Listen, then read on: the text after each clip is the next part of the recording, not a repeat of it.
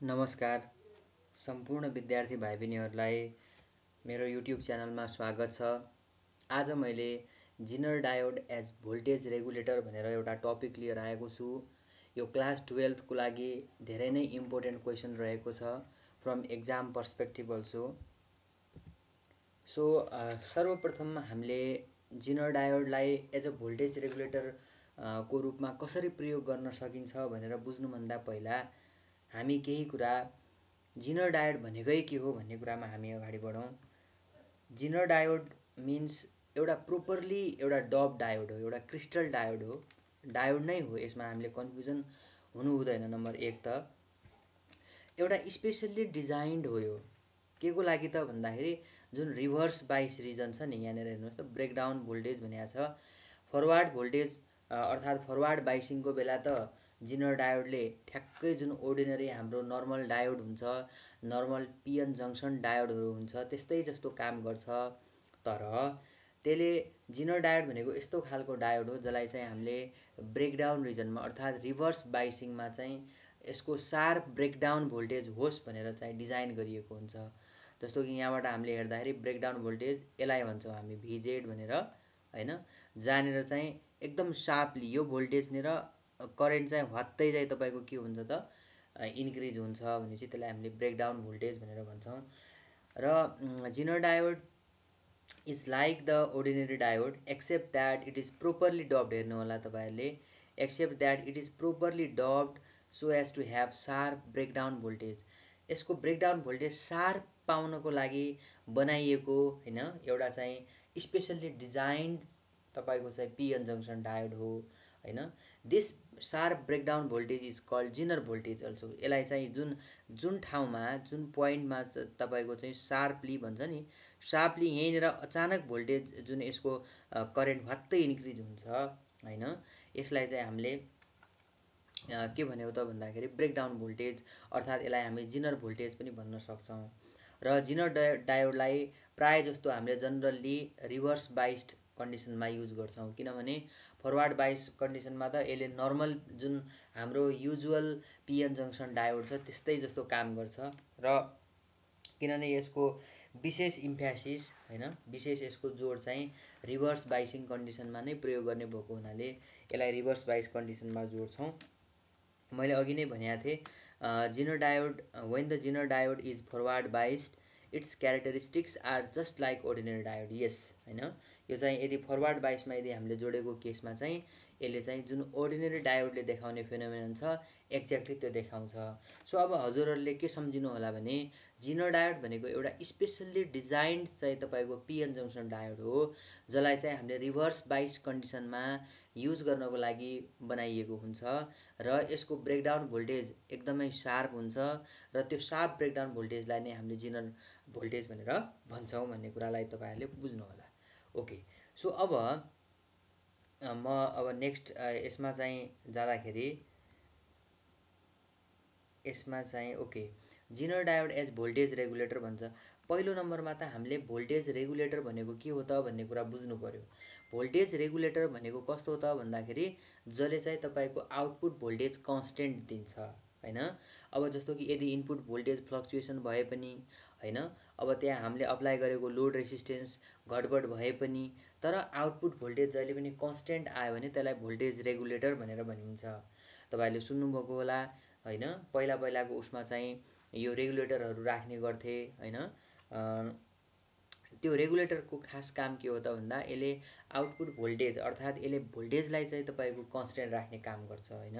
यसरी बुझौँ, an electronic device, होइन, an electronic device which maintains तपाईँको, होइन, एन इलेक्ट्रोनिक यहाँनिर डिभाइस र विच अलि अगाडि पछाडि भएछ, an electronic device which maintains तपाईँको चाहिँ constant output voltage regardless of variation in the input voltage.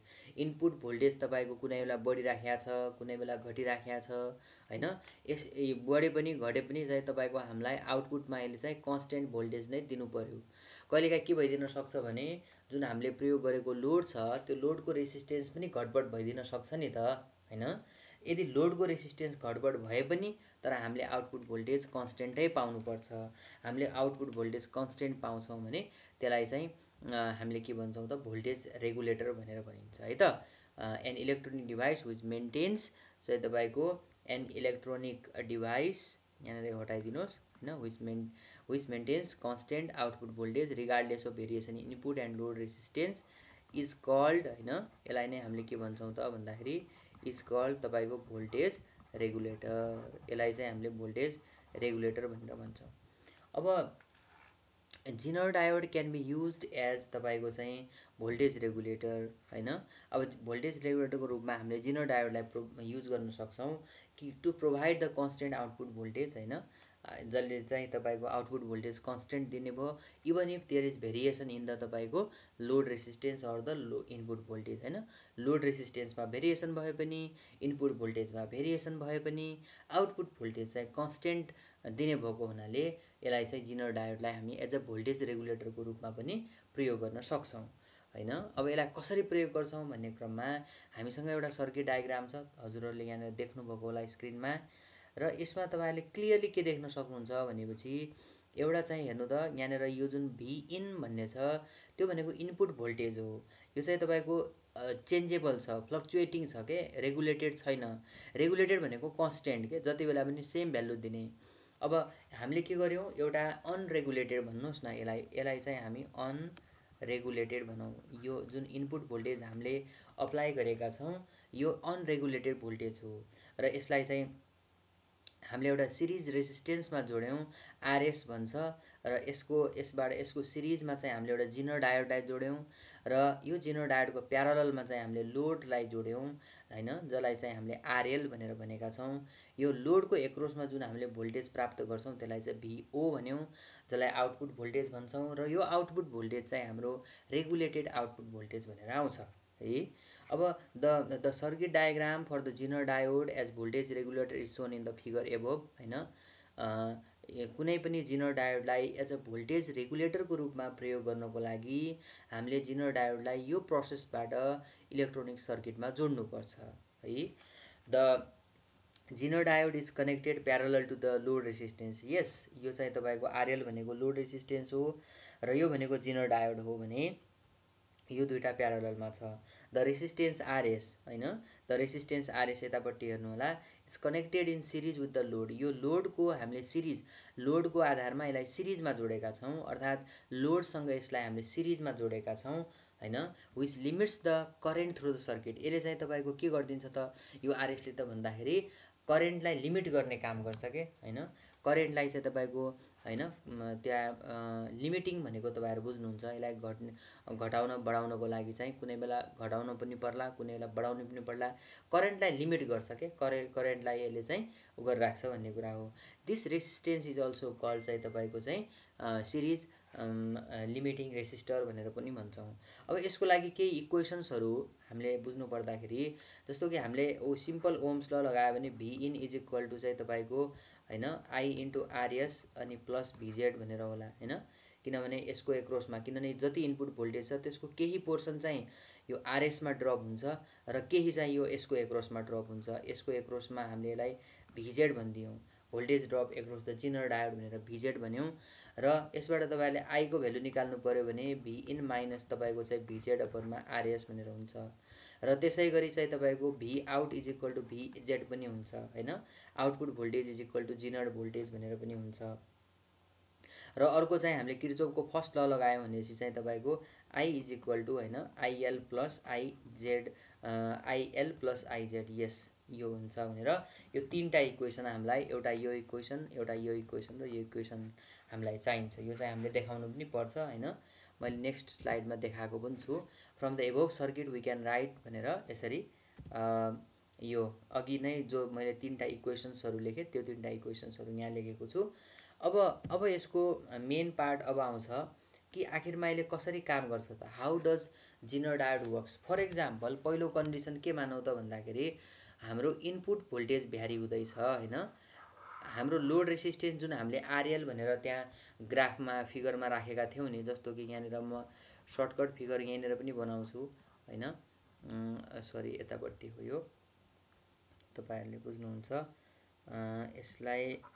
Okay हामीले यसलाई चाहिँ हामीले यतापट्टि र यस्तो चाहिँ हाम्रो यहाँनिर यो छ हैन, तपाईहरुले बुझिहाल्नुहुन्छ। यो चाहिँ आरएस छ हैन, यो चाहिँ आरएल छ, यो चाहिँ अब जिनर डायोड भयो। अब यो इनपुट भोल्टेज जुन छ नि हामीले एप्लाई गरेको, यो इनपुट भोल्टेज चाहिँ हाम्रो चाहिँ के छ भन्दाखेरि भ्यारिङ छ, अर्थात् चेन्जिङ छ हैन।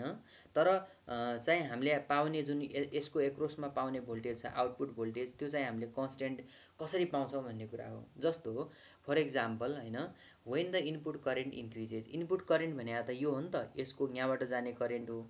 इनपुट करेन्ट इन्क्रिज भयो मानौ हैन, के अरे इनपुट भोल्टेज बढ्यो हैन, यो भी इन जुन हाम्रो इनपुट भोल्टेज छ त्यो चाहिँ बढ्यो, यो चाहिँ इन्क्रिज भयो भने पक्कै पनि यो करेन्ट बढ्ला हैन, किनभने यो आरएस भनेको त एउटा सिरिज लिमिटिङ रेसिस्टेन्स हो हैन। अब यो इनपुट भोल्टेज बढ्ने बित्तिकै त करेन्ट पनि बढ्छ, हामीलाई ओम्स लबाट थाहा छ। अब यो आई बढिसकेपछि हजुरको के हुन्छ भने, जस्तो कि this increases the current through load zener diode हैन। अब यहाँनिरबाट हेर्नुहोस् त, यो करेन्ट त आखिरमा त केही र यसरी ब्रेकडाउन हुने हो नि त, यहाँबाट आउने करेन्टमा के करेन्ट चाहिँ यतापट्टि जान्छ, के करेन्ट चाहिँ यतापट्टि जान्छ। र यसले के गरिदिन्छ त भन्दाखेरि, इनपुट करेन्ट बढ्यो भने यतापट्टिको जिनर डायोडतिरको चाहिँ जाने जुन करेन्ट छ त्यो चाहिँ बढ्छ हैन। तर यो जुन लोडतिर गइराखेको जुन चाहिँ करेन्ट छ, जसलाई हामीले आइएल भनेका छौँ, त्यो आइएल चाहिँ हाम्रो के छ त भन्दाखेरि कन्स्टेन्ट छ भनेर हामीले भन्यौँ हैन। हेर्नुहोस् त, increases the current through the Zener diode without affecting the load current हैन। आइएल चाहिँ इफेक्ट भएन। अब आइएल इफेक्ट भएन भने त आरएल त फिक्स छ नि त हाम्रो अहिले। अब आरएल फिक्स छ, आइएल पनि फिक्स छ भने त यो दुइटाको प्रोडक्ट भनेकै चाहिँ हाम्रो आउटपुट भोल्टेज हो।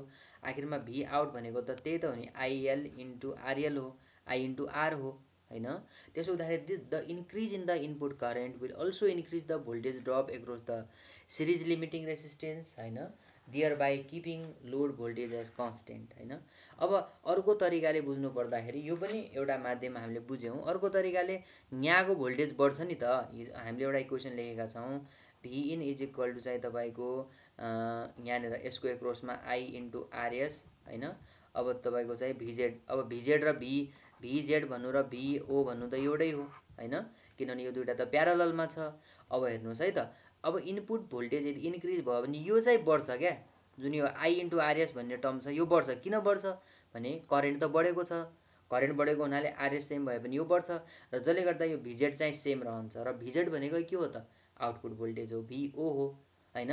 अथवा सिम्पल तरिकाले यो तरिकाले बुझ्दा पनि भयो हैन, अथवा यो तरिकाले बुझ्दा पनि भयो। यो दुईटा माध्यमले हामी यसलाई भन्न सक्छौँ, बुझ्न सक्छौँ हैन।